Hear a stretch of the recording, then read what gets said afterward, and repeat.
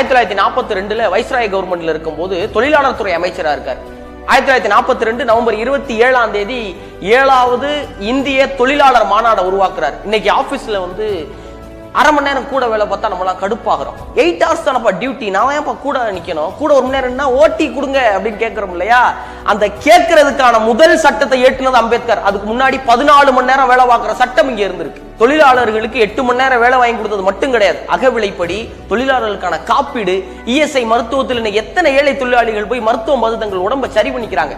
இது எல்லாம் கொண்டு வந்தது அம்பேத்கர் தான். பெண்களுக்கு எவ்வளவு தூரம் போராடி இருக்கிறேன். பெண்கள் மகப்பேறு காலத்துல சம்பளத்தோடு கூடிய விடுமுறையை வாங்கி கொடுத்தது அம்பேத்கர். சுரங்க பணிகள்ல பெண்கள் வேலை செய்யக்கூடாதுங்கிற சட்டத்தை கொண்டு வந்தவர்.